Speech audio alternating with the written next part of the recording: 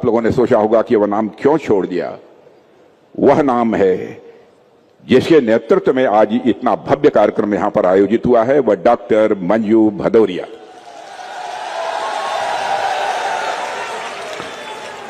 सचमुच मंजू भदौरिया को पहली बार आज मुझे सुनने का अवसर मिला है, और मंजू भदौरिया को सुनने के बाद मैं ये कह सकता हूं, परमात्मा में लगता है कि जन्म से ही उनके अंदर वक्तृत्व क्षमता दी है, अपनी बातों को ठीक तरीके से लोगों के सामने प्रस्तुत करने की क्षमता दी है। और बहनों भाइयों, यदि आज आपके बीच में आया हूं, लंबे अरसे के बाद आया हूं। भारत देश की राजनीति में होने के कारण स्वाभाविक रूप से देश के कोने कोने में विभिन्न कार्यक्रमों में जाना पड़ता है। इतना ही नहीं, भारत का रक्षा मंत्री होने के नाते दुनिया के दूसरे देशों में भी बराबर आना जाना पड़ता है।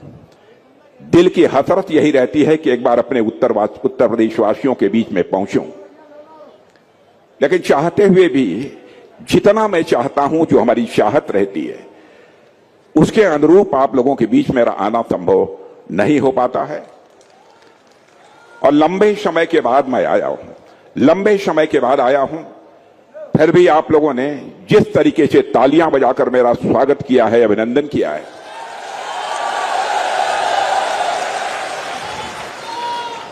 बहनों भाइयों,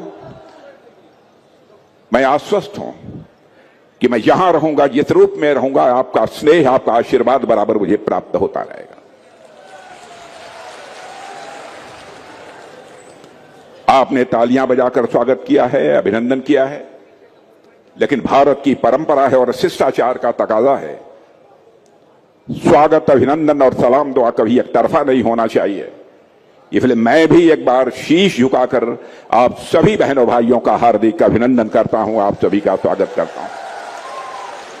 और बहनों भाइयों, आगरा की इस धरती पर वीरता, स्वाभिमान और देशभक्ति के अमर प्रतीक महाराणा प्रताप जी की प्रतिमा का अनावरण जो आज मैंने किया है, उससे मुझे अत्यधिक प्रसन्नता हुई है। और आज मैं कह सकता हूं, जहां जहां हिंदुस्तान में महाराणा प्रताप की प्रतिमा का अनावरण करने के लिए मुझे आमंत्रित किया जाता है, बराबर मैं उन कार्यक्रमों में पहुंचता हूं, एक कार्यक्रम को भी मैं छोड़ता नहीं हूं। या कोई ऐसा कार्यक्रम जो महाराणा प्रताप से जुड़े हुए हों, उन कार्यक्रम में मैं जरूर जाता हूं। मैं मानता हूं कि महाराणा प्रताप का शौर्य, उनका त्याग और उनका संघर्ष इतना बड़ा है कि हिंदुस्तान कभी मैं महाराणा प्रताप को भूल नहीं सकता। साथियों, महाराणा प्रताप केवल एक राजा ही नहीं थे, वो भारत की एक सोच के प्रतीक थे, जो किसी भी कीमत पर अपने आत्मसम्मान और मूल्यों के साथ समझौता नहीं कर सकते थे। आप यह कल्पना करिए कि अकबर ने तो महाराणा प्रताप से समझौता करने की कोशिश की। महाराणा प्रताप चाहते तो अकबर के साथ समझौता कर लेते और अपने महल में, आलीशान महल में बहुत सुख और आनंद से अपनी जिंदगी काट सकते थे। लेकिन महलों का बिस्तर छोड़कर पहाड़ों में पत्थरों पर सोना, महलों का कोमल बिस्तर छोड़कर पहाड़ों के पत्थरों पर सोना उन्होंने मंजूर किया। लेकिन मेरे बहनों भाइयों, 56 भोग छोड़ दिया, लेकिन घास की रोटी खाकर भारत के स्वाभिमान की उन्होंने रक्षा की। ऐसे थे हमारे महाराणा प्रताप। मेरे बहनों भाइयों, उन्होंने हर कष्ट सहा, लेकिन कभी भी मुगलों के सामने उन्होंने घुटने नहीं टेके और अपनी मातृभूमि की रक्षा के लिए हल्दी घाटी की पीली मिट्टी को दुश्मनों के खून से लाल कर दिया था। वह थे महाराणा प्रताप। मैं ऐसे वीर महाराणा प्रताप का शीश झुकाकर नमन करता हूं, हृदय से उनके प्रति आदर की अभिव्यक्ति करता हूं। बहनों भाइयों, पिछले महीने ही जयपुर में एक विशाल महाराणा प्रताप की प्रतिमा का मैंने अनावरण किया। वहां के मुख्यमंत्री श्री शर्मा जी ने, भजन लाल जी शर्मा ने मुझे आमंत्रित किया था, उसको उद्घाटन करने के लिए मैं गया था। बहुत सारी बातें उनके बारे में बोली थी, सारी बातों को यहां दोहराने का कोई औचित्य नहीं है, लेकिन मैं कहना चाहता हूं आजादी के बाद हिंदुस्तान में बहुत सरकारें आई, बहुत सरकारें गई, लेकिन बहुत सरकारें इसके पहले आजादी हासिल होने के बाद इस हिंदुस्तान में ऐसी थी जो बच्चों को यह पढ़ाया जाता था कि Akbar was the great, Akbar महान था। लेकिन भारत मां के सच्चे सपूत महाराणा प्रताप को वो स्थान और सम्मान जो मिलना चाहिए वह नहीं दिया गया। लेकिन महाराणा प्रताप की वीरता और उनका शौर्य मेरे बहन भाइयों किसी सरकार अथवा किसी इतिहासकार का मोहताज नहीं है, यह मैं डंके की चोट पर कहना चाहता हूं। अकबर भी चला गया, मुगल भी चले गए, उनके वंशजों का नामो निशान मिट गया, लेकिन आज भी हिंदुस्तान के ही नहीं बल्कि जो हिंदुस्तान के लोग दुनिया के दूसरे देशों में रहते हैं उनके दिलों में यदि कोई जिंदा है तो हमारे महापुरुष महाराणा प्रताप जिंदा है। मेरे बहनों भाइयों, आज भी भारत की माताएं अपने बच्चों को, आज भी हमारी भारत की माताएं बहनें अपने बच्चों को महाराणा प्रताप की कहानी सुनाती हैं।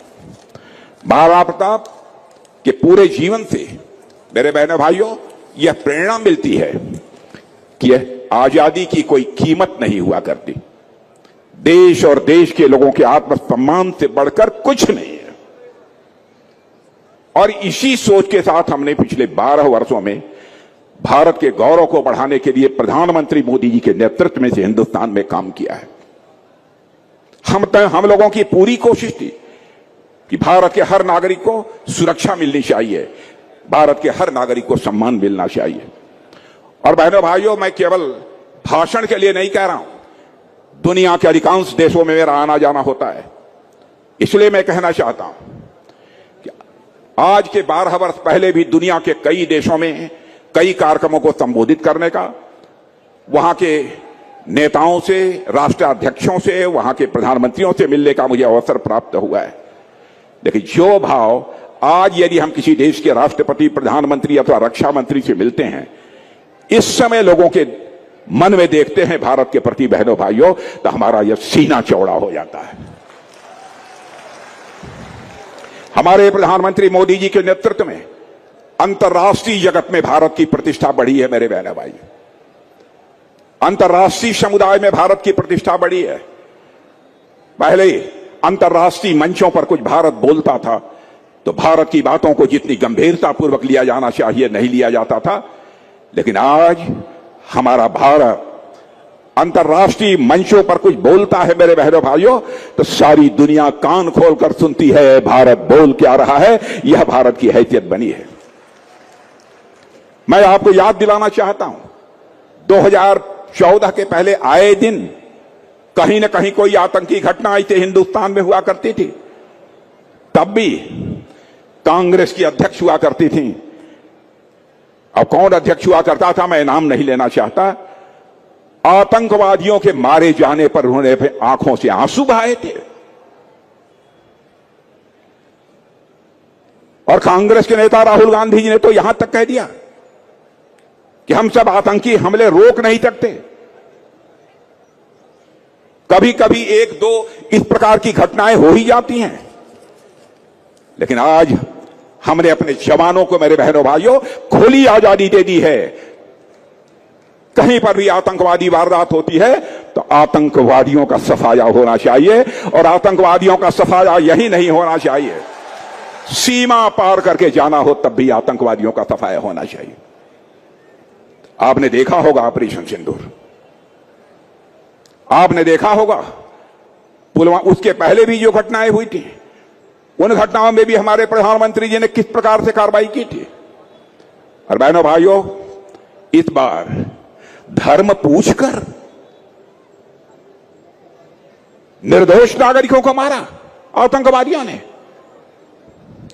दूसरे दिन ही अपने तीनों सेनाध्यक्षों को, सारे बड़े अधिकारियों की बैठक मैंने बुलाई, और आपको जानकर यह सुनकर खुशी होगी, भारत के तीनों सेनाध्यक्ष, सेना, वायु और नौ सेनाध्यक्षों ने यह कहा, मैंने पूछा ऑपरेशन करना है, क्या ऑपरेशन के लिए आप लोग तैयार हैं? डंके की चोट पर हाथ उठाकर कहा कि सर, हम अभी अभी ऑपरेशन करने के लिए तैयार हैं पाकिस्तान के खिलाफ। हम लोग प्रधानमंत्री मोदी जी के साथ बैठे, मैंने देखा कि हमारे प्रधानमंत्री के मन दिल के अंदर क्या दर्द है, क्या उबाल है। और बहनों भाइयों, उसके बाद जो कुछ कार्रवाई हुई है वो आप सभी अच्छी तरह जानते हैं। और आज भी मैं कहना चाहता हूं, और उस समय भी हमारे प्रधानमंत्री ने कहा था, अपनी इस प्रकार की नापाक हरकतें पाकिस्तान बंद नहीं करता है तो हमने तो अभी सिंधु नदी जो समझौता हुआ था उसको सस्पेंड कर दिया है। हमारे देश का पानी वहां नहीं जा सकता, दाना पानी को पाकिस्तान को हम मोहताज बना देंगे। बहनों भाइयों, मैं बतलाना चाहता हूं।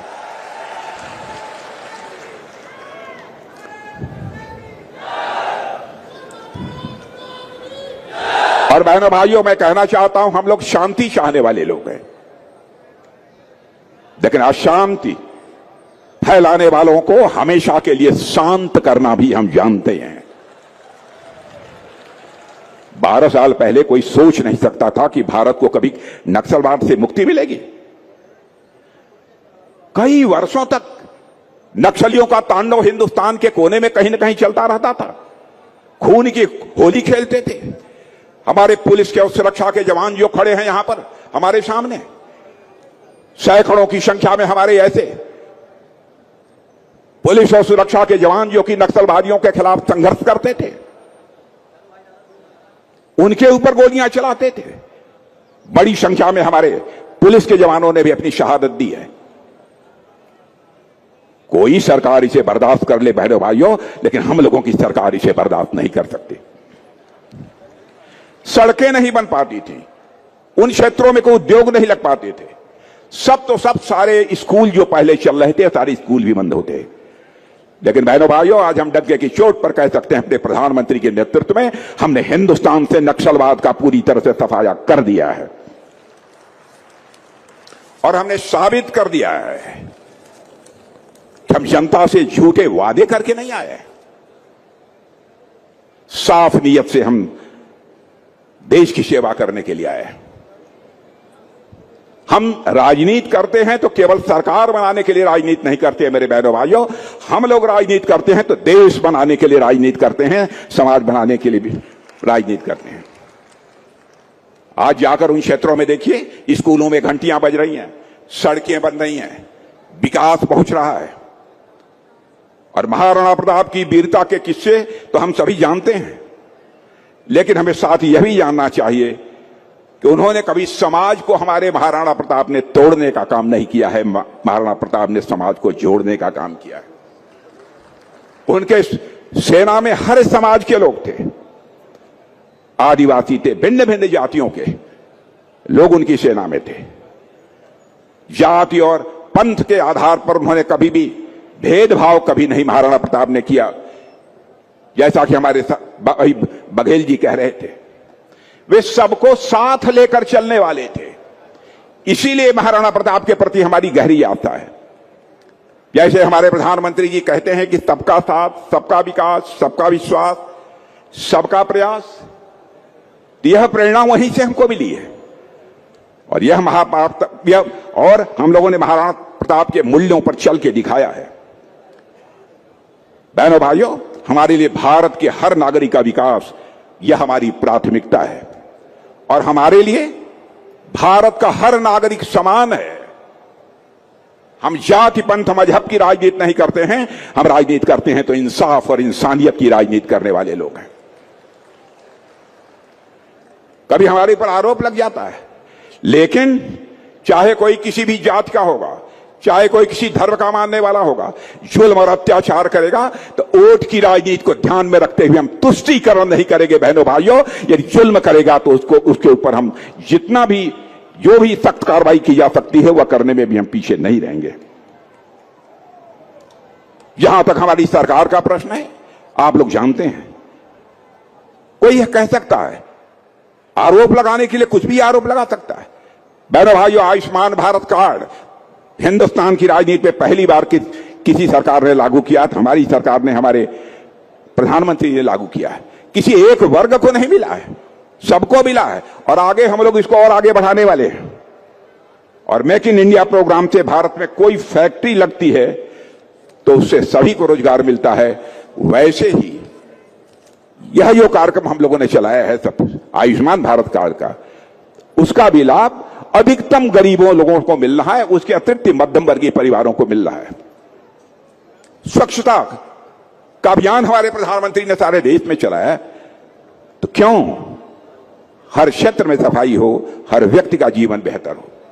जल जीवन मिशन, क्या यह सच्चाई नहीं है कि गांव गांव तक जहां पहले नल नहीं थे, माताओं बहनों को कुएं से लेकर पानी और घड़ा सिर पर रखकर जाना पड़ता था अपने घर को वापस, उन घरों में भी हम लोगों ने जल की व्यवस्था की है। टोटी के माध्यम से उनको जल मुहैया कराया जा रहा है। प्रधानमंत्री आवास योजना के अंतर्गत गरीब परिवारों को जो आवास दिए जा सकते थे वो आवास भी हम लोगों ने दिया। इसीलिए मैं कहता हूं कि भारतीय जनता पार्टी अथवा एनडीए की हमारी सरकार यह तुष्टीकरण की राजनीति नहीं करती है, बल्कि यह संतुष्टीकरण की राजनीति करती है। जन सेवा ही प्रभु सेवा है बहनों भाइयों, यह मानकर हम राजनीति में काम करते हैं। मेरे बहनों भाइयों, हल्दी घाटी के युद्ध में भील समाज के जनजाति लोगों ने महाराणा प्रताप का बहुत ही सहयोग किया था। उनके साथ मिलकर उन लोगों ने युद्ध किया था। महाराणा प्रताप ने बराबर उन लोगों को शीश झुकाकर सम्मान दिया है। और हमारी सरकार ने पिछले 12 वर्षों में महाराणा प्रताप के आदर्शों पर ही चलते हुए मेरे बहनों भाइयों, गरीब, वंचित, पिछड़े वर्ग के लोगों को के जीवन को बेहतर बनाने के लिए जो भी कुछ किया जा सकता है वह करने की कोशिश कर रही है। यह दर्शाता है कि मोदी जी कामदारों का सम्मान करते हैं, वह केवल नामदारों का सम्मान नहीं करते हैं। और बहनों भाइयों, मैं आपको यह भी बताना चाहता, बहुत सी सरकारें आपने आती जाती देखी होंगी, पार्टियों को बनते हुए बिगड़ते हुए भी आपने देखा होगा। बहुत से नेताओं को जनता का समर्थन पाते हुए और जनता का समर्थन खोते हुए भी आपने देखा होगा। और आपको पता है, राजनीति में कुछ समय के बाद अक्सर नेताओं को जनता पसंद करना बंद कर देती है या उनका लोकप्रियता का ग्राफ धीरे धीरे गिरने लगता है। लेकिन मोदी जी के बारे में नहीं कहा जा सकता बहनों भाइयों। आज भी इस दुनिया में सर्वाधिक सम्मान प्राप्त कोई नेता है, हमारे और आपके प्रधानमंत्री नरेंद्र मोदी है बहनों भाइयों। यह हम सब भारतवासियों के लिए गौरव का विषय है। जो कहते हैं वह करते हैं। पिछले 13 सालों तक गुजरात के मुख्यमंत्री रहे और 12 वर्षों तक हिंदुस्तान के प्रधानमंत्री हैं। क्या कोई मां का लाल उंगली उठाकर कह सकता है कि मोदी जी के चाहे गुजरात की सरकार रही हो मुख्यमंत्री के रूप में, चाहे यहां पर प्रधानमंत्री के रूप में उनकी सरकार हो, एक भी कोई भ्रष्टाचार का आरोप लगा हो बहनों भाइयों? और मैं भी कहता हूं, जिस दिन हमारे ऊपर भी कोई भ्रष्टाचार का आरोप लग जाएगा, 45 वर्षों से सक्रिय राजनीति में अपनी भूमिका निभा रहा हूं बहनों भाइयों, किसी की हिम्मत है? लेकिन आज तक कोई नहीं लगा पाया।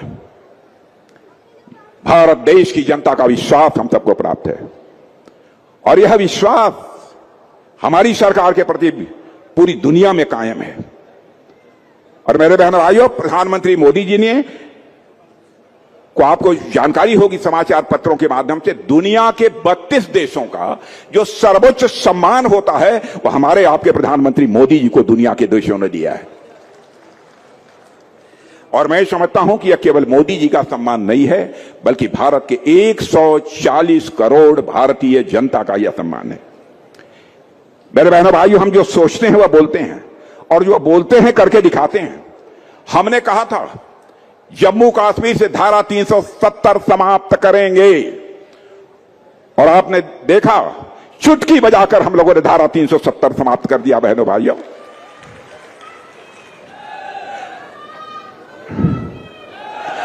हमने कहा था रामलला हम आएंगे, रामलला हम आएंगे, अयोध्या की धरती पर ही हम मंदिर बनाएंगे। हमने करके दिखा दिया।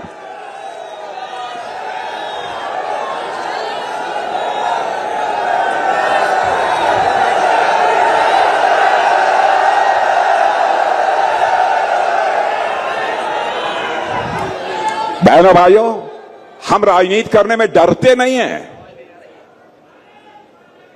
दूसरी पार्टियों के लोग डरते हैं कहीं वो जाति न नाराज हो जाए, कहीं उस धर्म वाले न नाराज हो जाए। वोट मिले या न मिले बहनों भाइयों, देश रहना चाहिए, सरकार रहे या न रहे, देश रहना चाहिए। तमाशा बना दिया इन लोगों ने। बन गया अयोध्या में भव्य राम मंदिर। हमने कहा था 3 तलाक को हमारी सरकार बनेगी तो समाप्त करेंगे। मुझे याद है जब हम चुनाव लड़ने जा रहे थे, उसके पहले तीनों जो चुनाव इस देश में हुए हैं, प्रधानमंत्री मोदी जी ने कहा कि राजनाथ जी, जो घोषणा पत्र तैयार होता है उसकी जो कमेटी होती है उसकी अध्यक्षता बराबर मोदी जी ने कहा कि राजनाथ जी करेंगे। मैं ही करता हूं। बराबर मुझसे कहते हैं मोदी जी कि राजनाथ जी इस बात का जरूर ध्यान रखिएगा कि ऐसी कोई बात न आ जाए जो हम अपने घोषणा पत्र में वादा कर दें और उस वादे को पूरा न कर पाए। मैंने कहा मोदी जी चिंता मत करिएगा। और उसी में हम लोगों ने 3 तलाक प्रथा हम समाप्त करेंगे हमारी सरकार बनने के बाद। और बहनों भाइयों, चुटकी बजाकर हमने 3 तलाक की प्रथा को समाप्त किया। हमने यह कहा था कि देश में घुसपैठियों को हम देश से बाहर करेंगे। अब तो टेलीविजन के पर्दे पर शायद आप देखते होंगे कैसे घुसपैठी अपना अपना सब लिए दिए अपना भारत की सीमा के बाहर भाग रहे हैं। आपने टेलीविजन के पर्दे पर देखा था। बहनों भाइयों, हमारी कथनी और करनी में कोई अंतर नहीं है। शायद इसीलिए जनता का प्यार और जनता का आशीर्वाद हम सबको प्राप्त है। और बहनों भाइयों, मैं साफ कर देना चाहता हूं, हमारे लिए कुर्सी से प्यार नहीं है, प्यार है तो हमारे भारत देश से प्यार है। और हमारा मानना है कुर्सी रहे या छूटे, लेकिन जनता का भरोसा किसी भी सूरत में टूटना नहीं चाहिए। यही हमारे दिल की हसरत रहती है। और इसीलिए हम देश की जनता को सर्वोपरि मानते हैं। और हमारे लिए राजनीति नहीं बल्कि राष्ट्रहित ही सबसे ऊपर है। और इतना ही नहीं, हम सिर्फ और सिर्फ भारत की आन बान और शान को बढ़ाने के लिए ही तरह काम करने वाले लोग हैं। याद कीजिए 2014 से पहले मेरे बहनों भाइयों, देश में एक निराशा का माहौल था। किसान बदहाल था, बहुत परेशान था। देश की जनता की आखिरी उम्मीद यदि कोई बचा था तो केवल मोदी जी बचे थे। अब किसानों के लिए क्या क्या किया है उन्होंने, बहुत सारे लोग हैं। बहुत विस्तार में जाकर इसकी मैं यहां पर चर्चा नहीं करना चाहूंगा, लेकिन इस सच्चाई को तो स्वीकार करना पड़ेगा, पहले की सरकारों से काफी बेहतर किसानों के लिए हमारी सरकार ने किया है। इस सच्चाई को तो ईमानदारी से कोई ना कोई स्वीकार करेगा। मिनिमम सपोर्ट प्राइस लगातार हम लोगों ने बढ़ाया है, उसमें सुधार किया है। लेकिन मैं भी किसान का बेटा हूं, प्रधानमंत्री जी किसान के बेटे हैं, उनकी भी बराबर चिंता रहती है और क्या किया जाए किसानों को, खेती के अतिरिक्त अन्य दूसरे काम काजों से कैसे उसे जोड़ा जाए। अब पीएम किसान सम्मान निधि का जहां तक प्रश्न है, हमारी बात सच हो तो आप लोग ताली बजाइएगा, न सच हो तो मत बजाइएगा। पीएम किसान सम्मान निधि के अंतर्गत 3 महीने पर कुछ पैसा आता है कि नहीं आता है? आता है। कोई कह सकता है कि बहुत कम आता है, 6,000 रुपया हम लोग देते हैं। अरे बहने भाई, शुरुआत तो की हम लोगों ने, पहले तो किसी ने सोचा भी नहीं। चाहे जो कुछ भी होगा, इससे अन्नदाताओं की आय बढ़ी है। किसी न किसी हद तक, मैं कहता हूं ज्यादा नहीं, लेकिन किसी न किसी हद तक कर्ज से तो राहत मिली है।